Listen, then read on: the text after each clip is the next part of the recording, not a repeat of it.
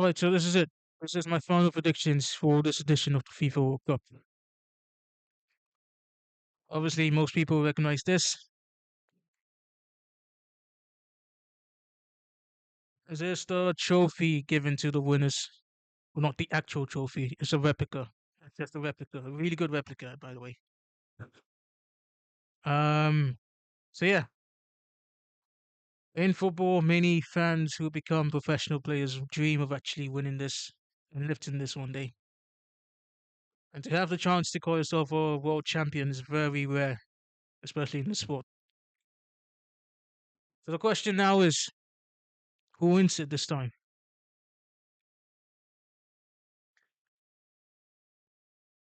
Let's find out.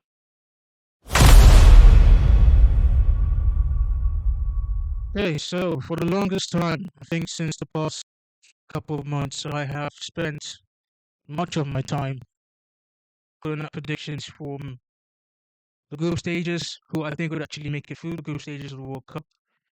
Um, Especially given the fact that this particular FIFA World Cup has been expanded to allow more teams in.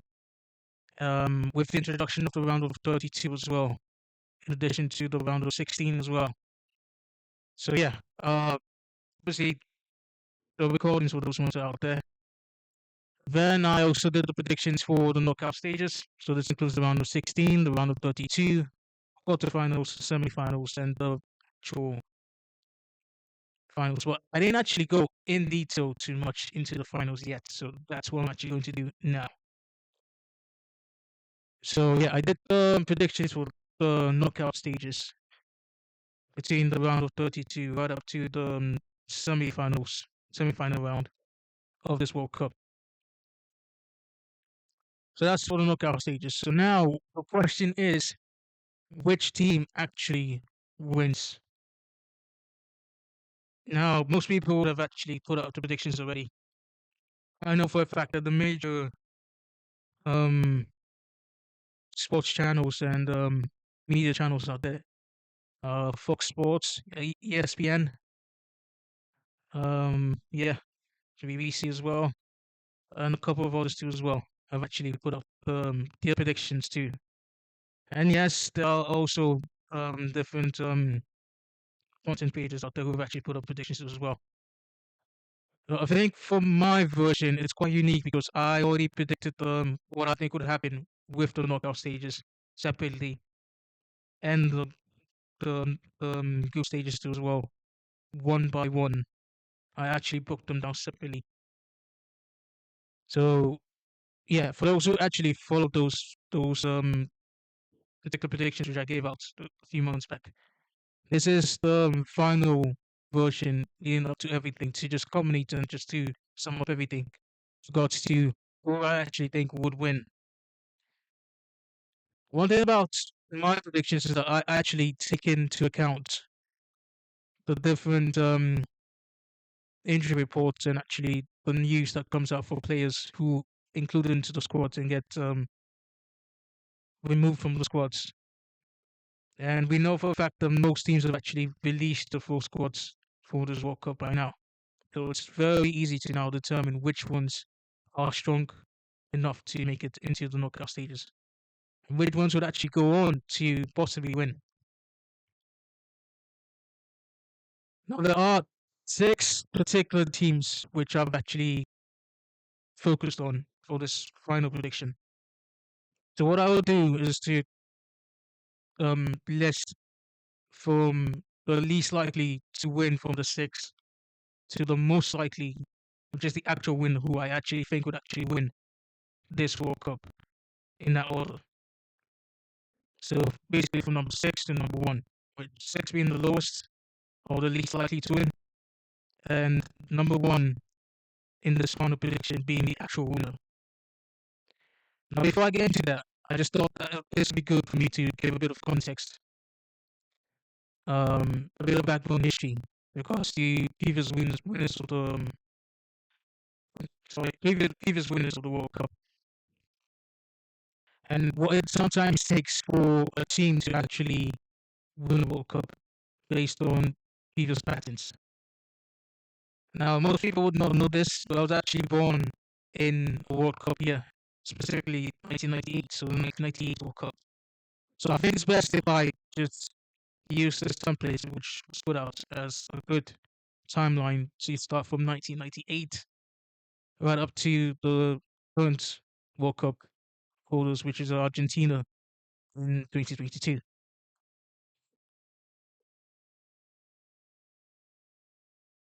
So yeah, looking back at history from 1998,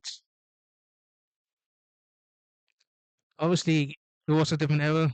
The 90s were a different era with regards to football, and you had France, which had the likes of Zidane, and Henry, Desailly, Barthez, Lilian Thuram,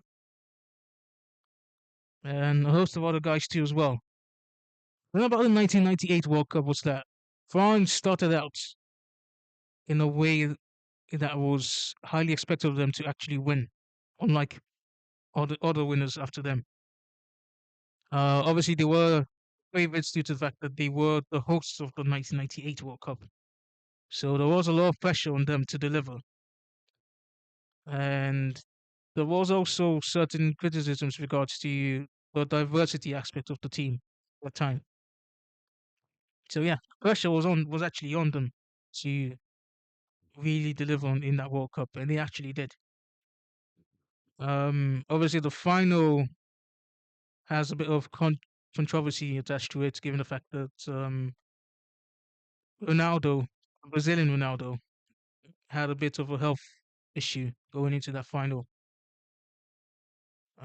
which Brazilians would know about because some Brazilians actually attribute the reasons for them not winning due to the fact that Ronaldo, who was the standout player up until that point, had a bit of a health issue, which meant that he was not actually at the best of his game in that particular final.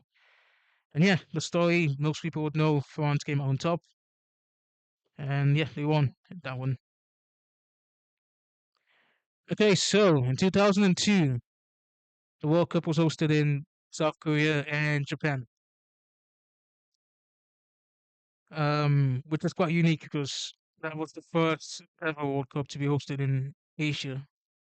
And Brazil had a really strong contingent, a really popular golden generation of players, with the likes of Ronaldinho, again Ronaldo, Brazilian Ronaldo, who came back on form in 2002.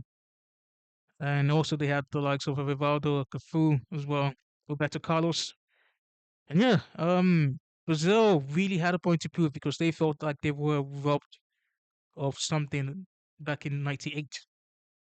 Not having Ronaldo, Brazilian Ronaldo at best of his abilities to win them the '98 World Cup. So they had a lot to prove in 2002, and they actually ended up delivering on that particular stage of the World Cup. Now, obviously, we come to 2006, which was held in Germany. Again, for those of you who actually don't know, 2006 World Cup was my worst experience of a World Cup, which I'm sure most people born in the 90s would also agree. Um, I do remember the final quite vividly because I remember watching the entire match from the start into the last penalty kick by Grosso. Italy, when the Italians at the time went into that particular World Cup, no one actually expected them to win it. I think the favorites at that time were Brazil, France, um, Germany, obviously, because they were the hosts as well. And some might argue too, Argentina, because Argentina at that time had a fairly decent group of players too. So yeah, no one actually expected the Italians at that time to actually win it, because they mostly played a more pragmatic, more offensive style of counter-attacking football, which is quite synonymous to the traditional identity of Italian football. You know, that catenaccio type of play.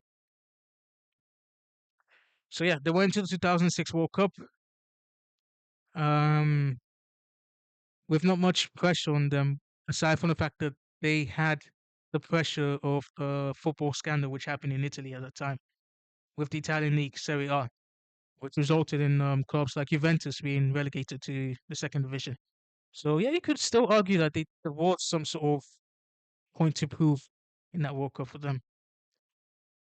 And yeah, the story most will know they went into the semi-finals. They beat Italy. They beat Germany, who were the host at the time, and then they went into the finals where they faced France. Obviously, that was Zidane's last match. I think that was his last match actually, with not just France but as a football player in general. So he was actually hoping to win that World Cup as a sort of farewell, um, magnificent farewell for him to his football career. Unfortunately, things didn't actually go to plan because Marco Materazzi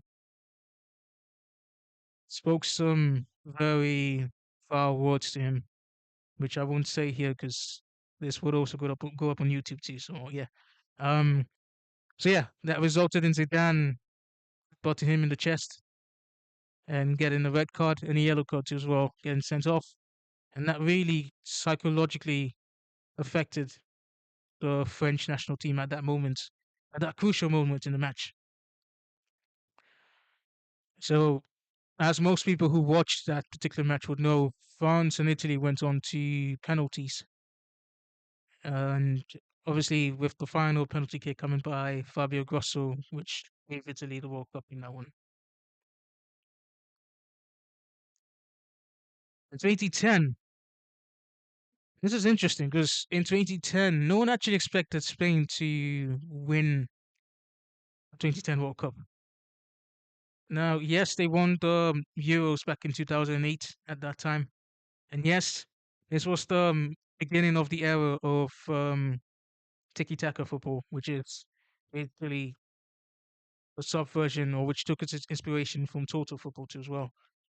So Spain got into this World Cup, and if memory serves me right, they actually lost the opening game at this World Cup.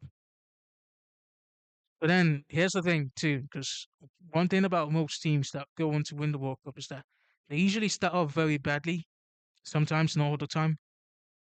And then they tend to pick up momentum as the tournament progresses. You know, as they keep on playing matches. So through the group stages into the knockout stages, and as time goes on, that confidence too, and that desire and that hunger to actually win starts building up eventually.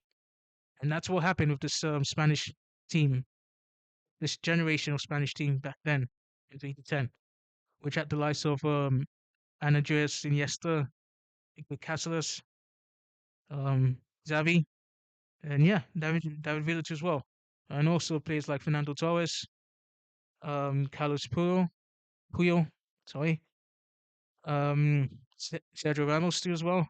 Yeah, so they had a strong contingent of players too going into that World Cup as well. So it's the team collective also that plays a role with regards to which team actually wins the World Cup. If you have a strong contingent of players, not just one superstar, but multiple superstars working together, chances are that team would most likely win World Cup. That national team would most likely win World Cup. And again, we saw that with Spain as well in 2010. Now in 2014, the thing about the Germans between 2010 and 2014 was that, and even between 2006 and 2014 was that they learned from the year, few of those years, those particular years, to grow the identity of the team. One thing about German football is that it's not built on just one star player. They focus more on the team collective as a unit to actually win matches and to win um, tournaments.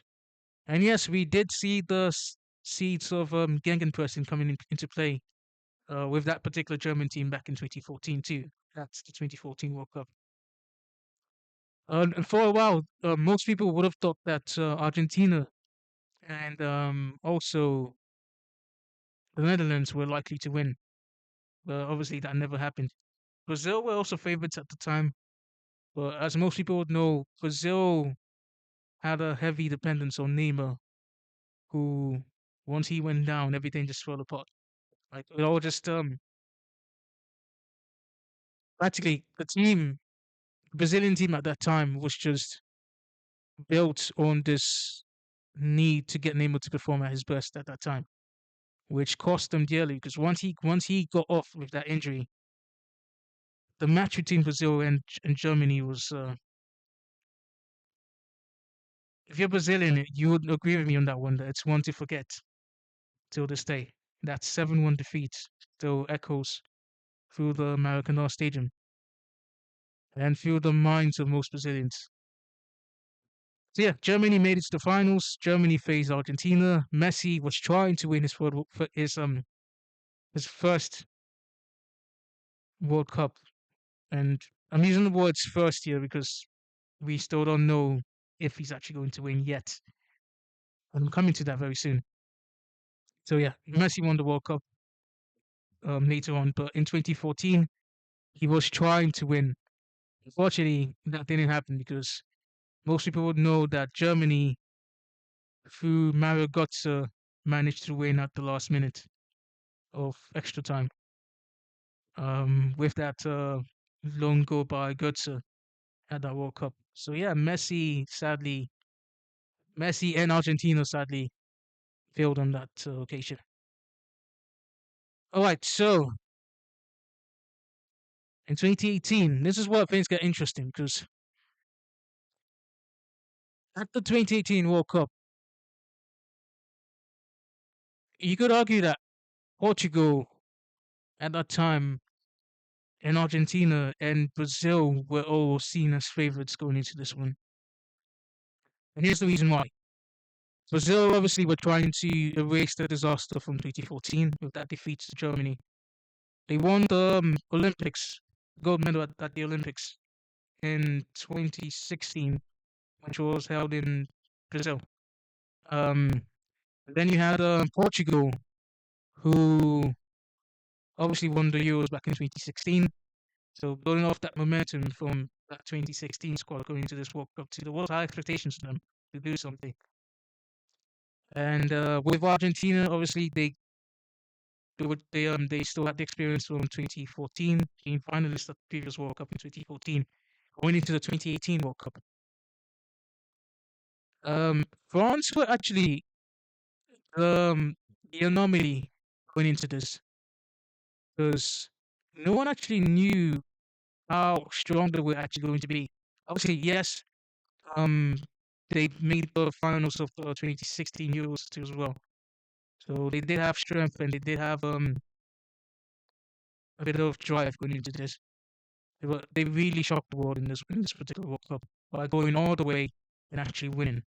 Especially doing that with a young Kylian Mbappe, who became the second only teenage prodigy after Pele to score a goal in the final of the FIFA World Cup and to lift a FIFA World Cup trophy at the age of 19. Remember, Pele won his first World Cup at the age of 17 back in 1958. So you see the parallels here, 1958, 2018. So yeah, this French national team back then was phenomenal. Obviously Pogba, Mbappe, Griezmann, um, Dembele, N'Golo Conte, Olivier Giroud. Yeah, they had so many talents and so much depth going into that one. So now we come to the 2022 World Cup, which is the last World Cup which took place. Now, prior to this World Cup, something clicked finally for Argentina. Something finally worked for them, where they managed to win the Copa America back in 2021, and then they went on to win the Finalissima too as well, um, between 2021 and 2022. So at the 2022 World Cup, you could argue that the pressure on Messi had slightly reduced in terms of actually winning a trophy for the national team, for the Argentinian national team. Because up until that point in 2021, Messi was often criticized for giving all his efforts for Barca Barcelona and for the Argentinian national team. And between that time period, Messi left Barcelona to PSG, and obviously his time there wasn't actually something to talk about much. But during that time, his focus shifted more towards the national team. Unfortunately for him, Argentina around that time now had a core group of players who were really good in terms of talent. This wasn't the same as 2014, where there was more pressure on him as an individual talent to help the team deliver. Now he had more options to support him in that attacking role and also as a collective unit within the team. With the likes of leadership too as well. When you look at players like Emi Martinez, and Di Maria, and also the younger talents too coming up too, who choose inspiration from Messi. The likes of Julian Alvarez, Andres Fernandez, Montiel. Yeah, Argentina actually finally got the core group that they actually needed to do something at this World Cup, and eventually they did that. Obviously, they started out shaky. They lost to Saudi Arabia. Similar to what happened with Spain, losing the first match at the World Cup. And once they got through the match with Mexico, everything just started falling into place for them. Which goes back to what I said with regards to the fact that the teams that usually win the World Cup start building up momentum within the knockout stages and build up that experience and strength going into the last stages of the competition, the crucial stages of the competition. So with that being said, who wins it next?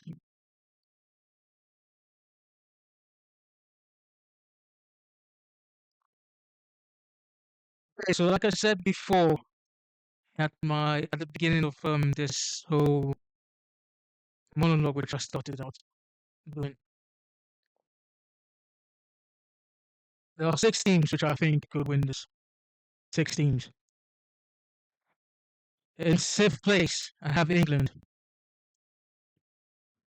Now, given the news that's come out in regards to the selections of players going into this World Cup, there have been some mixed reactions from the media and also from English fans as to why Tuchel has slipped out certain big names going into this, and why he's chosen to go with new names that haven't actually had much experience in competition football, in tournament football, um, at the national team level.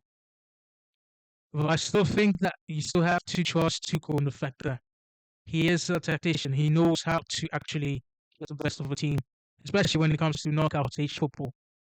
Um, Obviously, as a Chelsea fan, I've seen it personally with him and what he's done for us in the Champions League as well. So when it comes to competition football, Tuchel knows his style of play and what he wants out of his players, which is why I have England in 6th place. I have them in 6th place because there is still that issue with regards to quality when compared to the other teams which I'm about to mention. In 5th place, I have Brazil. I have Brazil in 5th place because of Ancelotti. That's one reason. And the other reason is because we don't know what Neymar might do in this one, in this World Cup as well. And also Brazil still have a really good squad in terms of the other options on the side. Now, yes, I'm not happy with the fact that Ancelotti has left out certain players. But I am still curious to see what Brazil could do in this World Cup. But I still don't trust them to actually win this World Cup, which is why I have them in 7th place. So in 5th place as to who actually wins this World Cup. In 4th place,